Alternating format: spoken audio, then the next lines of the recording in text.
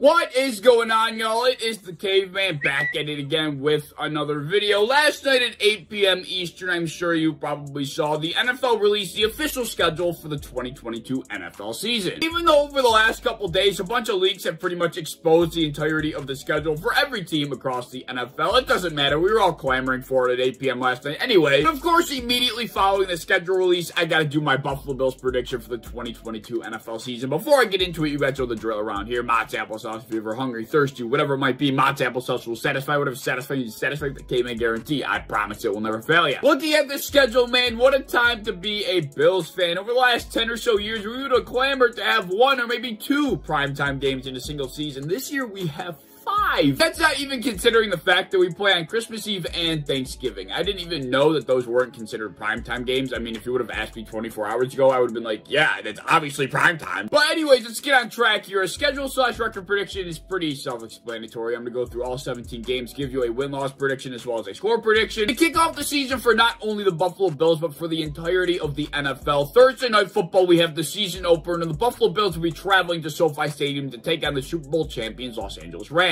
This is one of 5 primetime games for the Buffalo Bills, and hate me all you want, but I'm going to chalk this one up as a loss. I know, I'm a bad guy, I'm a pessimist, I get it, I don't know, I just have a feeling. I know all of us want to jump to a 17-0 season, and as much as I want to, we gotta stay grounded here, and I understand the Los Angeles Rams are a shell of their former selves from last season, but there's just a couple things that I feel like are not going to bode well for us in this game. I do think that we're going to start this year off a little bit slower like we did last year. We got a new offensive coordinator, the offensive line is a couple new faces, we're not going to have Tre'Davious White, and out of curiosity, I went ahead and did some research to support my theory here. And since the year 2000, the team that won the Super Bowl the year prior is 19-3 in their first game in the upcoming season. That's certainly not a trend that bodes well for the Buffalo Bills here. So I do have the Bills starting off 0-1 with a 28-24 loss to the Los Angeles Rams. Between that stupid trend I just mentioned, new offensive lineman, new offensive coordinator, I think we're going to start off slow and the Super Bowl champs take advantage. Week number 2, we travel back home where the Tennessee Titans will be meeting us on Monday Night Football. 2 back-to-back primetime games in a row for the Bills. And I think this is where we make things right against these sorry-ass Titans. They've had our number for the last couple of years now, and it's really gotten under our skin, but I don't think they get us this time around. Without A.J. Brown, the Tennessee Titans really don't have a bona fide #1 wide receiver yet, at least. It'll be too early in the season for Treylon Burks to really make that kind of an impact. So the Bills' defense really should be able to focus on Derrick Henry and the Tennessee Titans' run game without having to worry about a true passing threat. And over the course of the 4 quarters of football, I think we will slowly inch away from the Tennessee Titans, and Ryan Tannehill won't be able to keep up with the Bills' offense. I have the Bills winning this game 35-17, getting back at the Tennessee Titans over the last couple of years for what they've done to us, and we move to 1-1 in the season. Week number 3, we move back into our regular comfortable 1 o'clock window, which I prefer, to be completely honest, and we will be traveling to Miami to take on the Dolphins, and I do think the Dolphins' trend between the Buffalo Bills is just going to continue. We should take this game handily. The Dolphins went through a large overhaul this offseason, and I know a lot of people are intimidated by the new weapons that they have, but I think Tua's going to take a little bit of time to get used to his new toys, and week 3 is just going to be too soon for them to really be giving us competition. So I have the Bills moving to 2-1 in the season with a 27-14 victory over the Miami Dolphins. Week number 4, the Bills will be traveling to Baltimore to take on the Ravens, and I think the Ravens are a sleeper team in this conference. Not enough people are talking about them. I think they're going to be healthy. They're going to be dangerous. They're going to be getting back to their 2019 ways. To pair that with the narrative I was preaching against the Rams in week 1 with the slow start, I do think the Bills are going to drop their second game of the season here to the Ravens. Score is going to be super tight the entire way through, and I think the defenses are going to really show up for both of their offenses in this game, but the Ravens and their run game is eventually going to pull away at the very end. I've been saying it all offseason, but last year the Ravens were playing with a bunch of third stringers, and they were giving hell to some of the best teams in the NFL last year, even with most of their starters out. So, I mean, they're going to be a tough team to beat this year. So I do have the Bills dropping their second game here, moving to 2-2, and the Ravens will win 21-17. Week number 5, the Pittsburgh Steelers will be traveling back here to Buffalo to take us on early in the season. I think everybody remembers last year when we played them week 1, and they completely stunned us. First time with fans back in the stadium, and they beat us. I mean, neither team deserved to win that game. It was just a matter of who gave it away first. The Buffalo Bills are going to get revenge here, though. We're going to stomp the Steelers into the ground. I think their quarterback, no matter who it is at that point, is going to have them capped at a ceiling. It's not going to be able to keep up with the Buffalo Bills offense. I have the Bills winning here 31-10. Week 6, Bills at Chiefs. This game's going to live up to the hype. I think we're going to see some offensive fireworks here, but without Tyreek Hill, the Bills secondary finally does not have to be on their toes at all times. Holmes will fight his heart out, and I think the Chiefs will put up as much of a fight as possible, and I think down the stretch, it's just going to come down down to the better team, and that is the Buffalo Bills. The offensive fireworks will be put on, but the Bills come away with it 41-28 on the Chiefs' home field. Week 7, we get a bye, so week number 8 brings down the Green Bay Packers on Sunday Night Football. This is our third primetime game at home. This is going to be a very good game. Aaron Rodgers, Josh Allen. Wow. I mean, we get Patrick Mahomes 2 weeks before that, and then we get the bye, and then we get Aaron Rodgers. This is going to be fun. Similar to how I feel with Patrick Mahomes without Tyreek Hill, I think Aaron Rodgers without Devontae Adams is going to have a hard time against the secondary. As much as we are expecting a high-scoring affair in this game, I think we're going to get a curveball thrown in our direction. I think both these defenses are going to flex their guns, and we're going to get a low-scoring game here. Both the Bills and the Packers defenses are supposed to be probably top 5 in the NFL next year. That's at least where they're being projected at. But I do think at the end of the day, the Bills offense is going to be able to outmuscle the Packers defense more than the Packers offense will be able to outmuscle the Bills defense. So I do have the Bills taking this game home 21-13 on Sunday Night Football. Week number 9, we got the Bills going on the road to play the New York Jets. The Jets did have a very good offseason. I see a bright future for them, but it is just way too soon to expect them to compete with a team like the Buffalo Bills. So this should be a clean sweep for the Bills, and I have them winning 34-14. Week number 10, now this is going to be a good one, because if you've been following my channel for a little bit of time now, you would know that I am a big Kirk Cousins hater. We get the Minnesota Vikings on our own home field. I really look forward to this one. I do think the Vikings are going to apply a little bit of pressure here and force us to play some of the best football we've played all season. I think this is the game where the offense shows that they are back in the form that they were against the Chiefs in that divisional round game. And any team that's quarterbacked by Kirk Cousins, I don't care what weapons he has around him, it's not keeping up with a Josh Allen type of offense that we saw against the Chiefs in the divisional round. I mean, Patrick Mahomes barely could keep up with that. Week number 11, Bills versus the Browns on our own home field. I don't know if Deshaun Watson will be playing in this game. I'm going to be saying that he is because he hasn't been suspended yet. I don't think he's going to get more than 9 games, even though I do think he deserves like 3 seasons worth of suspension. But assuming Deshaun is playing and that he's had a couple games under his belt by now, I do think the Browns take this game. If Deshaun Watson is playing quarterback for the Cleveland Browns, they are the most well-rounded and most dangerous roster in this league. And I think I will stand by that statement. The Los Angeles Chargers, in terms of talent level, are right up there with them. But I do think the Bills defense is going to struggle severely to slow down the Browns run game. And then even when we do, Deshaun Watson's just going to do Deshaun Watson things. I do expect him to return to that 2019 form we saw him at a couple of years ago, and that was a tough player to stop. We would know all about that firsthand, but we're not going to get into that at the moment. I do think the Browns take advantage of the Bills down the stretch with the better run game. Week number 12, the Bills will be traveling to Detroit to take on the Lions. This is a Thanksgiving game. I don't know whose idea it was over at the NFL scheduling department to put the Bills against the Lions on Thanksgiving, but my God, this was not a good idea. The Lions, similar to the Jets, are a team that have a very bright future, but it is just way too soon to be expecting them to compete with a Super Bowl contender like the Buffalo Bills. I do expect the Lions to get slaughtered worse than a turkey on Thanksgiving, 35-13. Week number 13, we got the Buffalo Bills traveling to Foxborough for Thursday Night Football, our 4th primetime game of the year, to take on the New England Patriots. Billy B, who can't draft, as well as Mac the Sack Jones.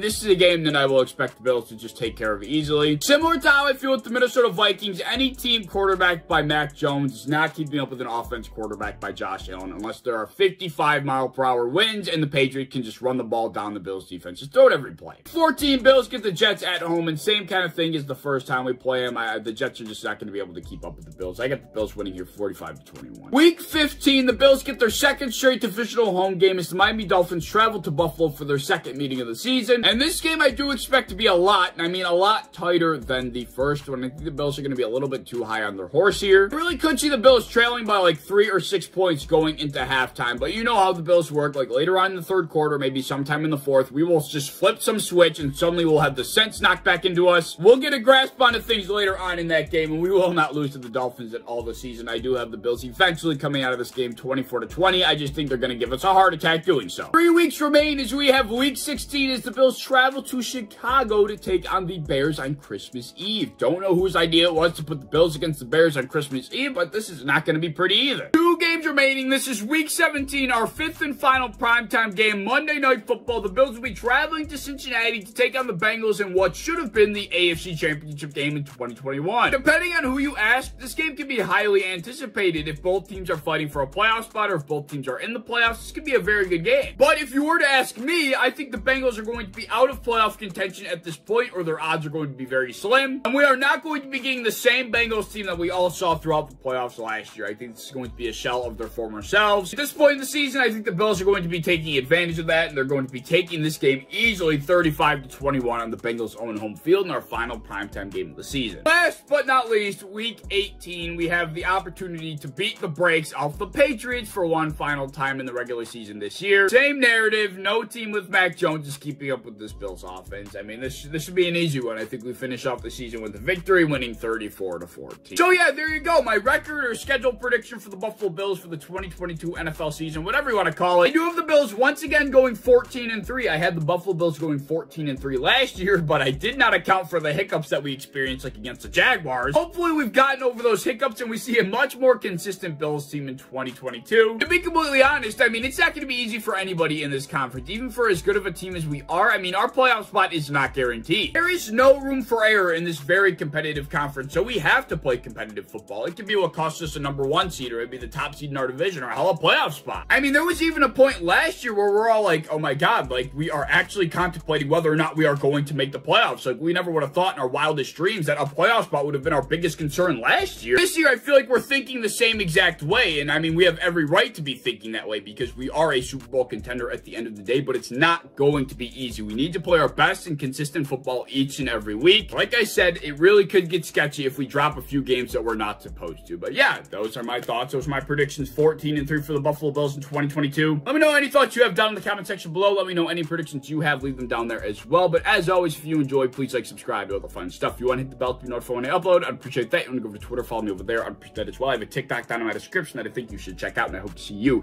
in the next one. Peace.